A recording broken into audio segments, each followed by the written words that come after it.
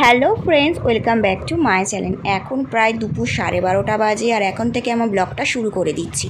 আর আমি এই গরমের মধ্যে তাড়াতাড়ি রান্নাটা সেরে নিয়েছি, কারণ বেশি গরমে রান্নাঘরে রান্না করা যায় না। তাড়াতাড়ি রান্নাটা সেরে নিলাম, তারপরে ব্লগটা শুরু করছি। আর তোমরা তো থাম্বনেল দেখে বুঝেই গেছো, আজকের আমি একটা নতুন জিনিস এক্সপেরিমেন্ট করব জীবনে প্রথমবার। তো রোদের তাপে আজকের আমি ডিম ভাজবো। তো আজকের বাইরের ওয়েদারটা দেখো, সূর্যের দিকে তো তাকানোই যাচ্ছে না, কি কড়া রোদ। মানে জামা কাপড় দিলে তো 5 মিনিটও লাগছে না, তার আগেই জামা কাপড় সব শুকিয়ে যাচ্ছে, এত কড়া রোদ্দুর। আর সকালবেলায় যখন প্রথম রোদ্দুর উঠেছিল তখন থেকে কড়াটা আমি রোদ্দুরে রেখে দিয়েছিলাম। কড়াটা এখন আমি হাত দিয়ে একটুখানি দেখলাম প্রচণ্ড গরম হয়ে গেছে, একদম চ্যাকচ্যাক করছে। তারপরে ওখানে আমি কিছুটা সাদা তেল দিয়ে দিলাম। তারপর তেল দেওয়ার পরও 2 থেকে 3 ঘন্টার মতন রেখে দিয়েছিলাম, যাতে তেলটা সমেত কড়াটা আবার গরম হয়ে যায়।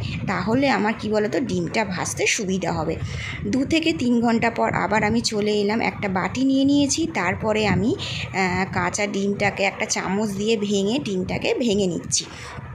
তারপরে তার মধ্যে দিয়ে দিলাম একটুখানি চিটেফোঁটা নুন, কারণ ডিমটা ভেজে তো খাবো, সেই জন্য নুন ছাড়া ভালো লাগবে না। আর ডিমটাকে আমি ফ্যাটাবো না, ওই রকমভাবেই আমি ডিমটাকে রেখে দেবো, মানে চামচ দিয়ে গোলাবো না। একটু চিটেফোঁটা নুন দিয়ে দিলাম। তারপরে দেখো, আমিও রোদ্দুরে বসে রয়েছি, মানে একটা নতুন জিনিস এক্সপেরিমেন্ট করব বলে আর তোমাদের সাথে শেয়ার করব বলে রোদ্দুরে আমিও বসে রয়েছি। দেখো, ডিমটা আমি কড়ার মধ্যে দিয়ে দিয়েছি। দেওয়ার পরে আবার আমি মানে সানসেটের ওপরে ডিমটের কড়া সমেত তুলে দিলাম, কারণ আমাদের তো ছাদ নেই, তো সেই জন্য সানসেটেই তুলে দিয়েছিলাম। তারপর আবার 1 থেকে 2 ঘন্টা পরে আমি কড়াটাকে নামিয়ে দেখলাম ডিমটা এই রকম হয়েছে। তো সাঁড়াশি দিয়ে ধরে নামিয়েছিলাম, কারণ প্রচণ্ড গরম হয়ে গেছিলো, হাতে ছ্যাঁকা লেগে যাচ্ছিলো সেই জন্য। তো দেখো, ডিমটা কিন্তু আধা কাঁচা মতন হয়েছে, মানে এটাকে ডিমের পোচ বলতে পারো। ডিম ভাজা তো হয়নি, মানে অমলেট যাকে বলে ওইটা হয়নি, কিন্তু এটা পোচ মতন হয়েছে। কুসুমটা মাঝখান থেকে এখনও থকথক করছে, গলে গেছে, আর সাদা যে অংশটা সেটা ভাজা মতন হয়ে গেছে। দেখো, আপাতত এই রকম ডিমটা ভাজা হয়েছে। তো এটাই আজকে তোমাদের সাথে শেয়ার করলাম। আমি তো ভাবছিলাম হবে কি হবে না, তারপর দেখলাম যে না, হয়েছে। তো ভাবলাম একটা নতুন এক্সপেরিমেন্ট করলাম, সেটা তোমাদের সাথে শেয়ার করি, সেজন্য শেয়ার করলাম। তো দেখো, এখন আমিও রোদ্দুরে বসে রয়েছি, খুব কষ্ট হচ্ছে একটা ভিডিও করছি বলে, সেজন্য দেখো বসে রয়েছি। আর দেখো, চেয়ারের ওপরে উঠে সানসেটে দিয়েছিলাম, এখন সানসেট থেকে নামিয়ে নিয়েছি। তো চলো, ডিমটা তো পুরোটা তো হয়েই গেছে, মানে পোচ মতন হয়েছে। চলো সেটা তাহলে আমি একটু খেয়ে দেখি কেমন হয়েছে।